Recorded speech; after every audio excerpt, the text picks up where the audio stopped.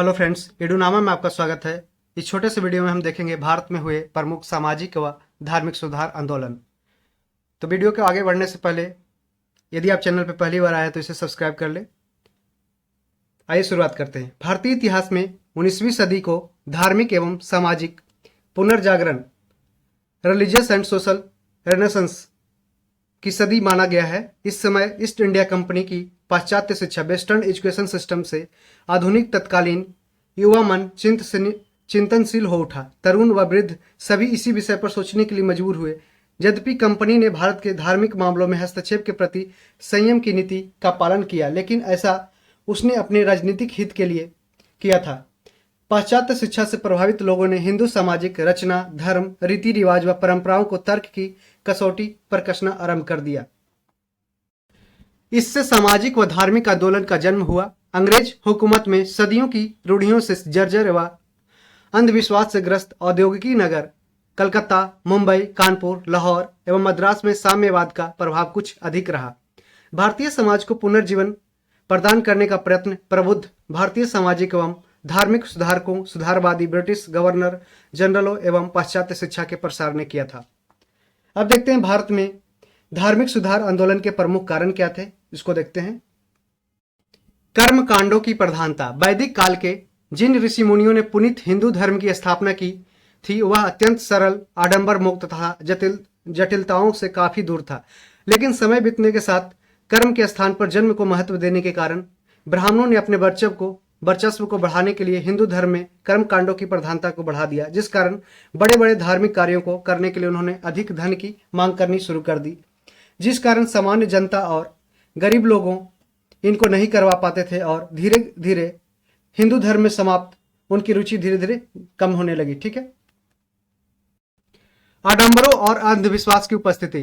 हिंदू धर्म में समय बीतने के साथ आडंबर और अंधविश्वास की उत्पत्ति होनी शुरू हो गई। देवी देवताओं को खुश करने के लिए पशुओं की बलि दी जानी शुरू कर दी गई। स्वर्ग व नर्क की अवधारणा की उत्पत्ति होनी शुरू हो गई तथा लोगों को नर्क की भयावह दृश्यों की व्याख्या कर लोगों को यज्ञ आदि करने के लिए प्रेरित किया जा रहा था। यज्ञों की बहुलता, यह भी एक प्रमुख कारण था। हिंदू धर्म में समय बीतने के साथ यज्ञों को अत्यधिक महत्व दिया जाने लगा। यज्ञ के द्वारा अत्यधिक बारिश तथा ओलावृष्टि को रोका जा सकता। इस प्रकार की विचारधाराओं के कारण यज्ञों का अधिक महत्व बढ़ने लगा। लोगों को उनकी पूर्वजों की आत्मा की शांति तथा यश व धन कमाने के लिए यज्ञों के महत्व दिया जाना शुरू कर दिया गया था। तो आइए अब हम देखते हैं सामाजिक व धार्मिक सुधार आंदोलन किस वर्ष किया गया था और उसके रिलेटेड संबंधित महान विचारक कौन थे। 1828 में ब्रह्म समाज, राजा राम मोहन राय इसके मुख्य विचारधारक थे। 1828 में ही यंग बंगाल आंदोलन हेनरी विवियन डिरोजियो के द्वारा किया गया था। 1828 में यंग बंगाल आंदोलन है जो हेनरी विवियन डिरोजियो के द्वारा है जो स्टार्ट किया गया था। 1867 में प्रार्थना समाज जो आत्माराम पांडुरंग के द्वारा स्टार्ट किया गया था। प्रार्थना समाज 1867 में, याद रखिए क्वेश्चन कई बार पूछे ही जाते हैं एग्जाम में। 1875 में आर्य समाज की स्थापना दयानंद सरस्वती के द्वारा किया गया। दयानंद सरस्वती का बचपन का नाम मूल शंकर था, याद रखिएगा। 1875 में थियोसॉफिकल सोसाइटी मैडम ब्लावत्स्की एवं कर्नल ऑलकट के द्वारा है जो थियोसॉफिकल सोसाइटी की स्थापना 1875 में, यह भारत में नहीं San Francisco United States of America में किया गया था। थियोसॉफिकल सोसाइटी की स्थापना 1875 में। ठीक है। और मैडम एनी बेसेंट है जो इसी थियोसॉफिकल सोसाइटी से जुड़ी हुई थी और भारतीय आई थी मद्रास के अडनार में। 1875 में अलीगढ़ आंदोलन भी हुआ था। सैयद अहमद खान के द्वारा स्टार्ट किया गया था अलीगढ़ आंदोलन 1875 में। जो अभी अलीगढ़ यूनिवर्सिटी है वो भी सैयद अहमद खान के द्वारा ही बनवाया गया था।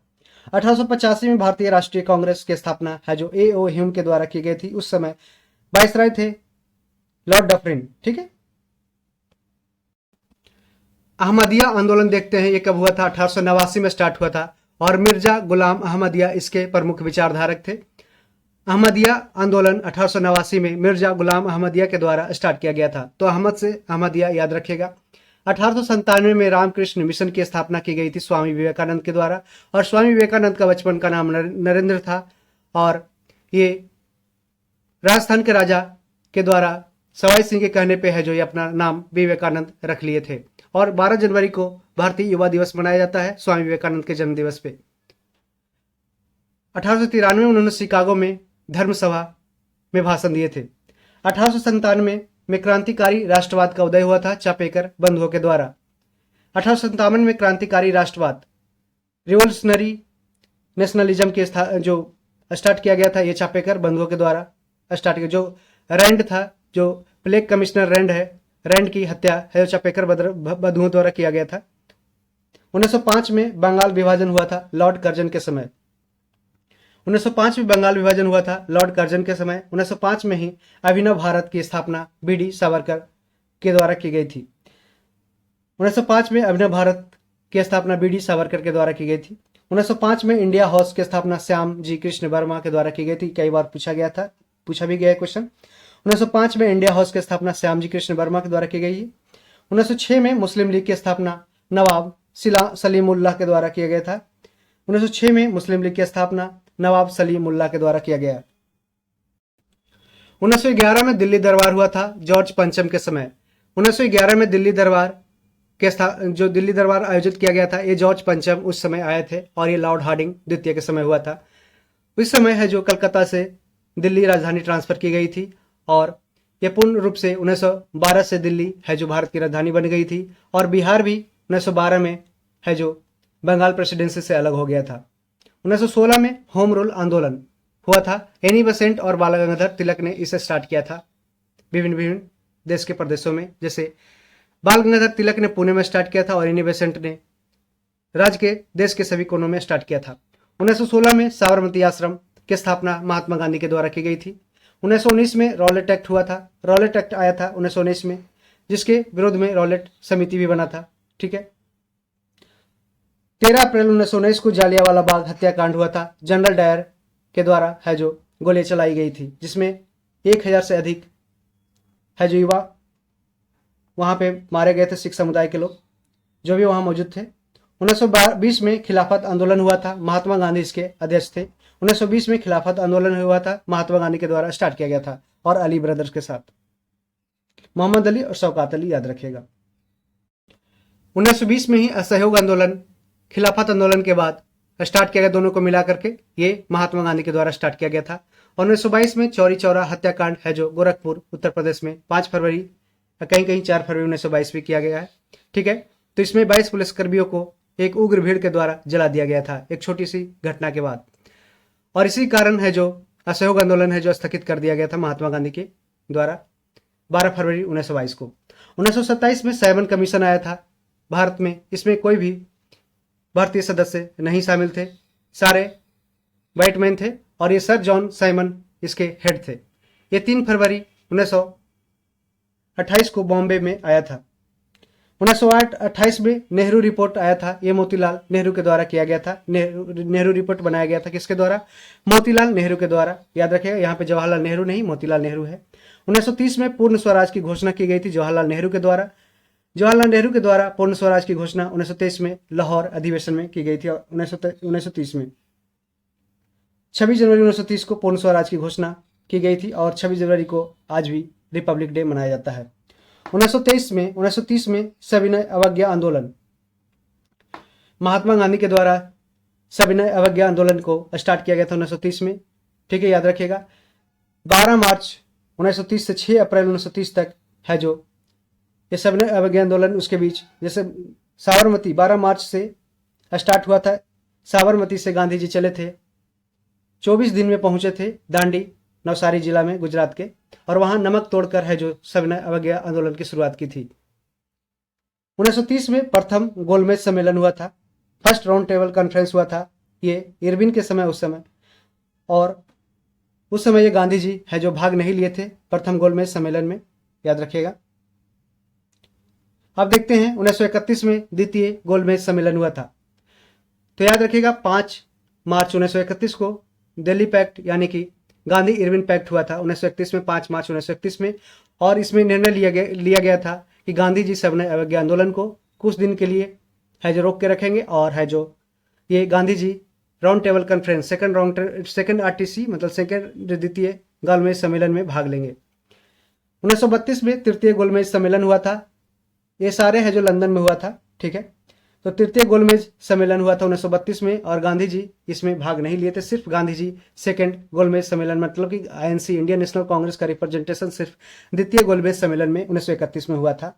ठीक है, 1932 में सांप्रदायिक निर्णय हुआ था, कम्युनल अवार्ड दिया गया था। ये रैमजे मैकडोनाल्ड के द्वारा किया गया था। जो उसी के बाद 1932 में ही पुणे पैक्ट हुआ था गांधी जी और भीमराव अम्बेडकर के बीच। और भीमराव अम्बेडकर मतलब ये एससी समुदाय, एससी एसटी के समुदाय को संबंध रखते थे और ये उसके लिए है जो एक विशेष पैकेज, जो आरक्षण है जो उनको दिया गया, तब उन्होंने साइन किया था। 1940 में अगस्त प्रस्ताव आया था, अगस्त रेजोल्यूशन आया था। उस समय के वायसराय कौन थे? लॉर्ड लिनलिथगो थे, लॉर्ड लिनलिथगो। और याद रखिएगा 1942 में क्रिप्स प्रस्ताव आया था। क्रिप्स मिशन कब आया था? 1942 में। इसके हेड थे, अध्यक्ष थे सर स्टैफर्ड क्रिप्स। 1942 में क्रिप्स प्रस्ताव आया था, सर स्टैफर्ड क्रिप्स इसके अध्यक्ष थे। 1942 में भारत छोड़ो आंदोलन, ये महात्मा गांधी के द्वारा स्टार्ट किया गया था बम्बई के ग्वालियर टैंक से। ठीक है, और ये 8 अगस्त 1942 को स्टार्ट किया गया था। लेकिन 8 अगस्त 1942 के रात को, मतलब कि ऑपरेशन जीरो आवर के तहत सारे प्रमुख नेताओं को गिरफ्तार कर लिया गया अंग्रेजों के द्वारा और उन्हें जेल में डाल दिया गया। जैसे कि बिहार में डॉक्टर राजेंद्र प्रसाद को जेल में, बांकीपुर जेल में डाल दिया गया और नजरबंद रखा गया महात्मा गांधी को आगा खान पैलेस पुणे में। ठीक है, इसी के समय आजाद दस्ता है जो जयप्रकाश नारायण के द्वारा स्टार्ट किया गया था। ये नेपाल के राजविलास जंगल में इसके ट्रेनिंग भी दी गई थी और इसका काम था कि छोटे मोटे कार्यों करके, जैसे कि स्टेशन को, रेल को है जो थोड़ा सा स्टेशन को तोड़ करके, रेल को बर्बाद करके, इस तरीके से टेलीकम्युनिकेशन खराब करके, टेलीग्राफ सिस्टम खराब करके है जो अंग्रेजों को परेशान करना था। अब देखते हैं राजगोपालचारी फार्मूला कब आया था? 1944 में आया था राजगोपालचारी फार्मूला, जिसके इसे किसने स्टार्ट किया था? ये दिया था चक्रवर्ती राजगोपालचारी ने राजगोपालचारी फार्मूला 1944 में दिया था। 1945 में बेबल योजना आया था। 1945 में बेबल योजना आया था, लॉर्ड बेबल इसके उस समय के वाइसराय थे। 1946 कैबिनेट मिशन आया था। क्लीमेंट एटली मंत्रिमंडल ने कैबिनेट मिशन को भेजा था 1946 में। कैबिनेट मिशन ने ही संविधान सभा बनाने के लिए है जो रिकमेंडेशन दिया था। 1947 में माउंटबेटन योजना है जो आया था। ये लॉर्ड माउंटबेटन इसके है जो अध्यक्ष थे, मतलब लॉर्ड माउंटबेटन द्वारा स्टार्ट किया गया था माउंटबेटन योजना 1947 में। 1948 में इटली की घोषणा हुई थी कि हम है जो भारत को जल्द है जो आज़ाद करेंगे। कब आज़ाद करेंगे? इटली की घोषणा थी कि 1948 तक भारत को आज़ाद कर देंगे। तो इस छोटे से वीडियो में हमने है जो प्रमुख सामाजिक आंदोलन, धार्मिक आंदोलन देख लिए और कई सारे इवेंट्स है जो इंडियन नेशनल मूवमेंट से रिलेटेड है, उसको भी देख लिया। तो ये सारे छोटे से वीडियो में आपको काफ़ी सारे इंपॉर्टेंट इन्फॉर्मेशन मिल गया है। यदि आप वीडियो को आगे पाना चाहते तो कमेंट में यस डालें और चैनल पे पहली बार आया तो सब्सक्राइब कर लें। इससे वीडियो से काफ़ी सारे क्वेश्चन है जो एग्जाम में देखने को मिलेगा। धन्यवाद। ये क्विक रिवीजन मोड पे आधारित है। Thank you.